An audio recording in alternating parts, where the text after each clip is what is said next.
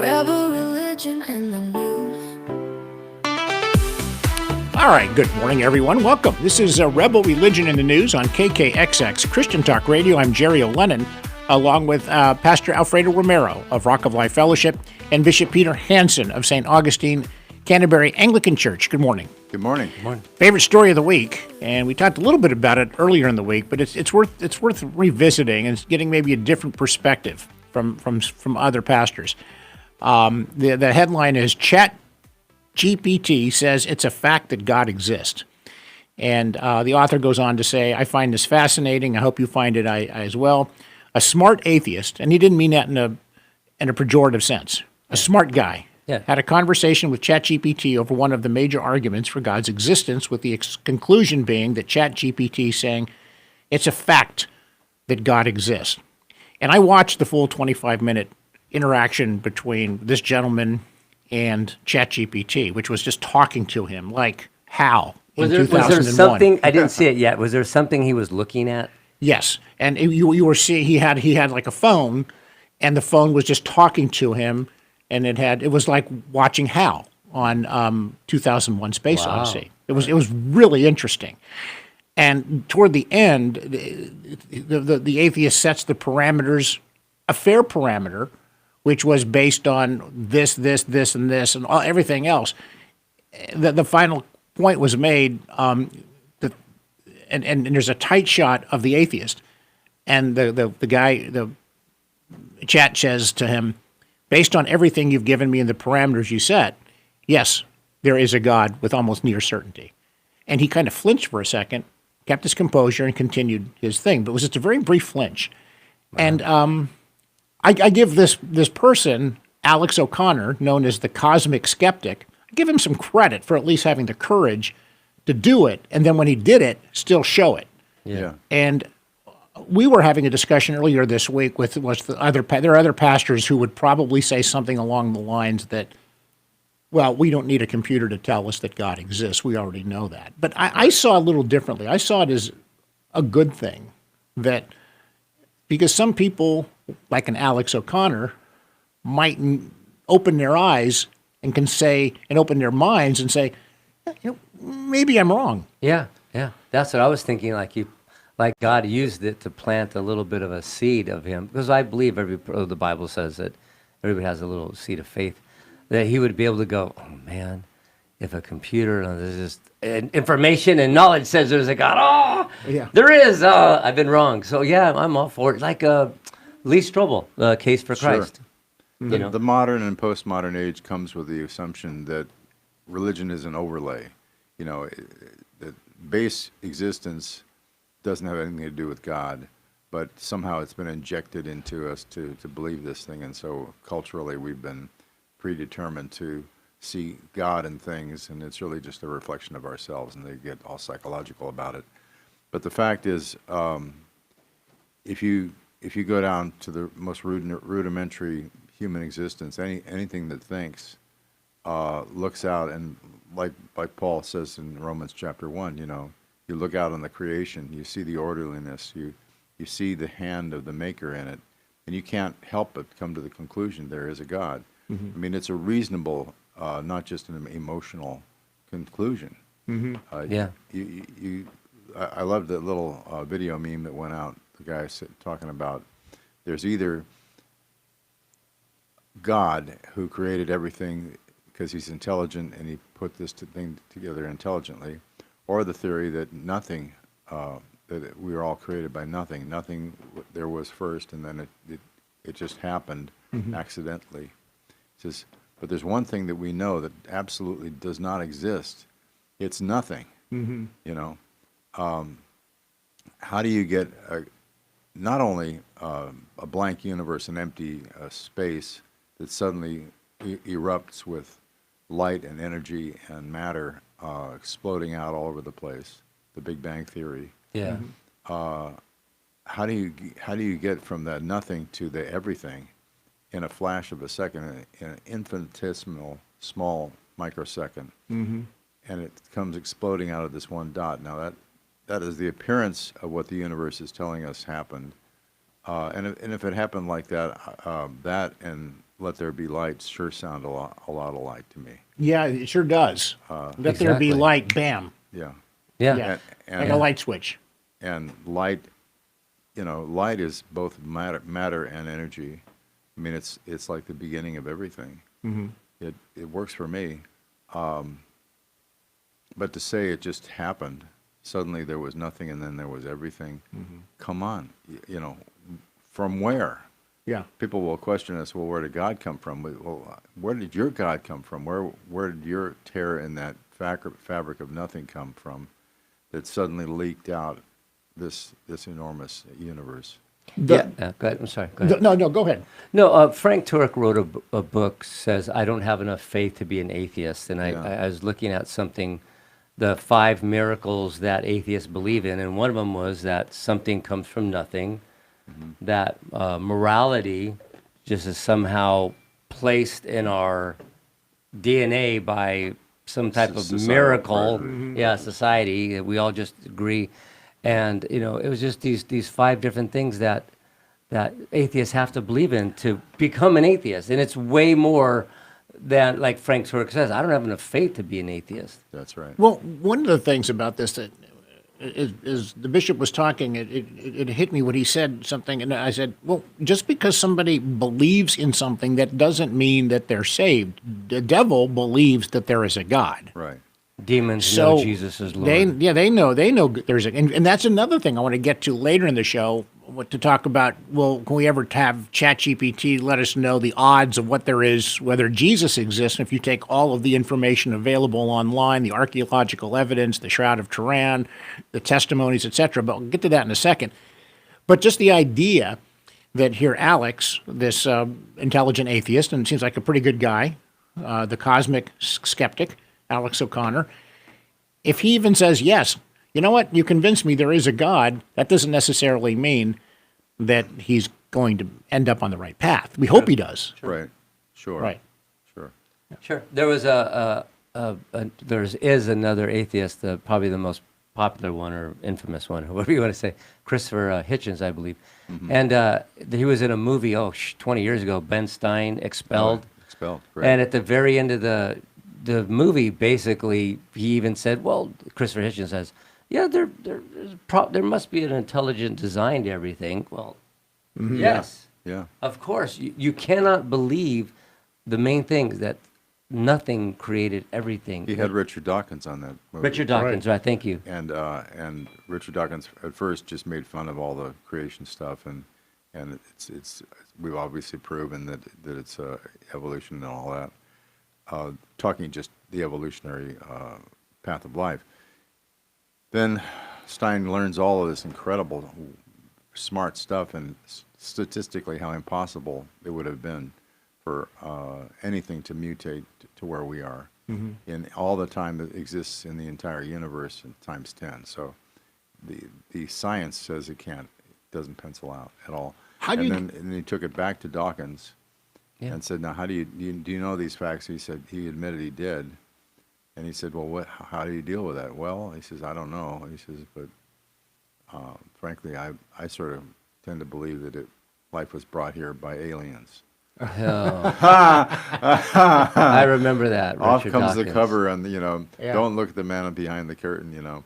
I mean, it was crazy. But who created the aliens? I know. Yeah. You just put the problem somewhere else. How do you get somebody to say, well, this is a tough question, I think it is, because well, maybe it's not for you because you're experts at this. For me, I wouldn't know how to answer it. How would you get somebody who believes in the existence of God to get them to believe and trust in God and love God? How does that pivot work?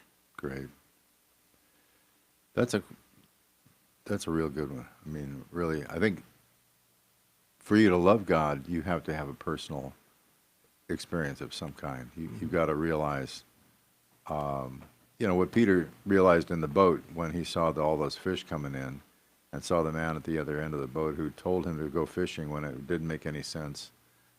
He's the fisherman. That guy is not a fisherman. And he's suddenly filling his boat full of fish. Nobody's ever done that before. Mm-hmm. I'm in the presence of something divine. And his first reaction was to get down and bury his face in these flapping fish and say, "Depart from me, Lord, I'm a sinful man." Yeah. To realize in the holiness of God that I'm not worthy is the beginning. Absolutely, it's a humbleness, and I think the other thing too is it's, you know why it's important. It's so important for us to no matter even under persecution, keep saying the gospel and the truth about Jesus, the way, the truth, the life, and nobody gets to the Father except through Him, and tell about the gospel is because the Bible says specifically that faith comes by hearing and hearing of the Word of God. So the more that we talk about the Lord and preach and share our testimonies, the more chances that people hearing the Word of God will come to faith, because that's what the Bible says.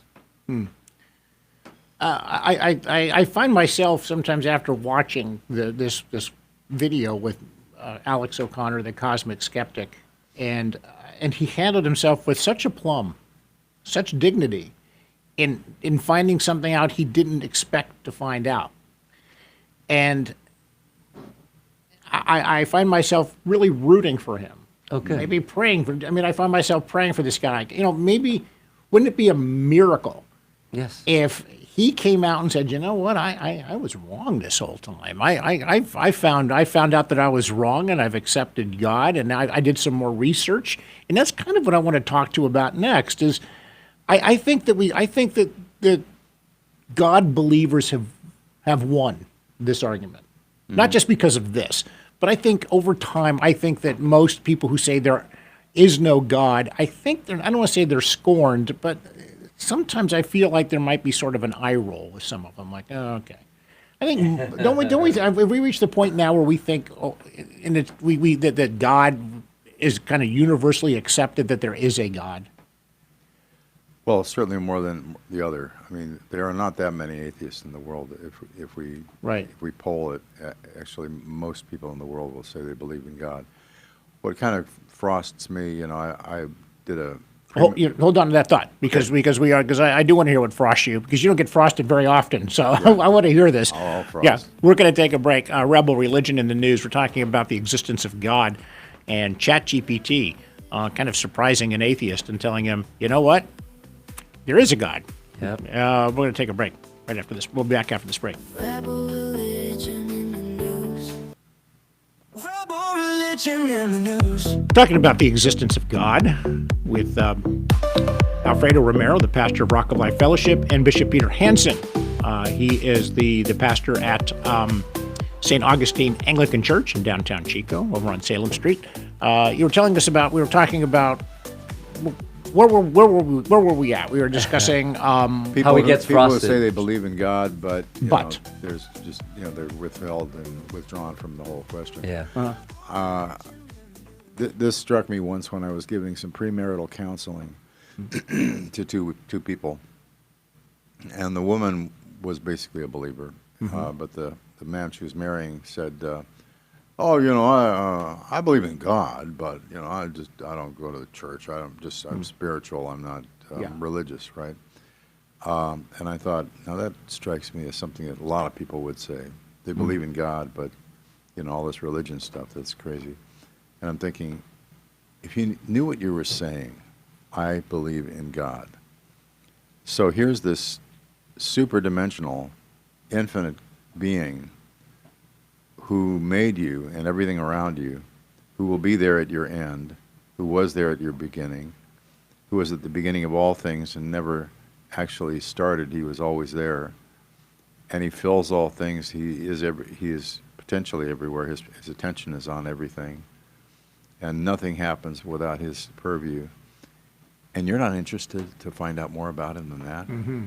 Yeah, good point. You won't even find out what I'm telling you right now. You don't care to know. I mean, is there anything that even comes close? The last episode of Cheers was more important to you than. Well, that's a pretty good show. Yeah. It is. So how did that end up? Did you said, going into the break, you said this kind of frosted you, which I love that term. Did you challenge him? Did you say, like you just did here? Did you Softly. Yeah, I was going to get these guys married. I probably shouldn't have, but anyway. Are they doing okay? Oh. Oh, No, they're not married now. no, that's You know, when you think about it, God is really the glue that holds marriages Oh, yeah. together. That's So often. third strand of the Yeah. Yeah. Because absolutely. even the strained ones, when things are going difficult, Yeah. when you go before God at the altar and say, "I do, till death do us part," Yeah. you know, no matter rich or poor, better or worse, sickness and health. sickness and health. We can all be off running away from God and kicking and screaming and saying, I don't want to obey. But if it gets right down to it, we either do believe He is, and that He's good, or else we just don't. And I don't think we're native that way. I don't say we're pre-wired, but we have to overcome ourselves, or we're going to keep running away. I myself, I was not accepting Christ at a time in my young life, and my wife and I had got back from the Middle East trying to live there, and it didn't work, and we messed up our relationship with our families so that nobody was helping us, and I'd gone to 200 architects' offices trying to get a job. I didn't know this.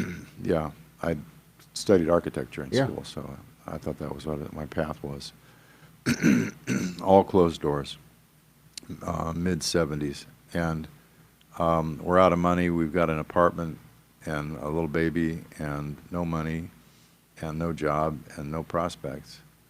And my wife, very reasonably, went nuts on me, started pounding my chest and saying, what are we going to do, come on. Mm-hmm. And I'm thinking, I'm doing everything I can. I don't know what to do with it. But out of the depths of me and out of my younger Christian faith, I said, honey. And I just held her and I said, what are you so worried about? Don't you know that God is not going to let us starve? He's not going to let us do this. I mean, and she backed off and looked up at me and thought, where is that coming from? Wow. What do you know that I don't know? And she didn't disbelieve in God. She very much believed in sort of a New Age God. We were into New Age, but it was there. It was in there. And the next day we got a phone call, and I had a job, Wow. and it started right away. Doing what? What were you doing? Well, I was an estimator for field applied industrial coatings for a contracting company that did sandblasting and coatings, like in refineries and sewage treatment plants and hydroelectric power plants and things like that. But God granting that wish, you must have. Did you feel that was divine intervention? Your wife is pounding on your chest, is upset. What are we going to do? She's in tears. I'm worried. You say, God, everything is going to be okay. God's going to make it happen.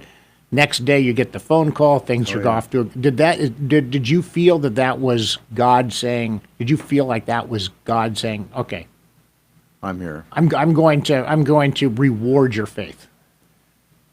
I don't know if I went that That crystal deep. clear with it, but I did connect it, and then of course I hung it on the shelf. I was running a very perfectly logically illogical religion of my own. Wow. So I didn't have to put it back in a Christian cup. So you were in your 20s then? Yeah. Wow. Yes. Yeah, I mean, when you're in your 20s, you're pretty stupid. Really, all of us are. We're pretty stupid in our 20s. We don't realize it, but we really are. I hung on to my stupidity until my early 30s. Me too. Mine in the late 30s, Yeah, late unfortunately. 30s. Yeah, I was 30 when I was 30. when I turned it over. yeah. Wow. Yeah. That is interesting. Well, we were talking a little bit earlier about people looking at the Bible and trying to believe it in the gospel. I was just going to say something too. Is that I've known lots of people, and it's been tons of people, and even celebrities and other people. I don't mean like entertainment, but like Lee Strobel that came out and said, I really didn't need the Bible to see where the gospel is and see the truth of the gospel. There's the writings of Tacitus and Josephus Flavius, and Right. and then there's also like the Jewish chronicles of the Jewish records, and you can actually see there's Jesus, and he was persecuted. He did many miracles, and they killed him, and there was 500 people reports that he died. Stuff like that. So. Yeah. Anyway, it's just amazing that you can't find the gospel without even looking at the Oh, Bible. sure. Oh, yeah. It's written everywhere. Yeah. We have about 4 minutes left. I do want to touch on one more thing about ChatGPT. I'll be interested to see whether somebody tries to do a similar experiment on whether the existence of Jesus and he rose from the dead and what the odds are of that. As a Christian, we are 100% certain of that. Yeah. Although there, sometimes we have doubts. We kind of go, but we know we know that that's what happened. Be curious to see whether or not Alex O'Connor takes the next step and says, did Jesus exist, and did he rise from the dead?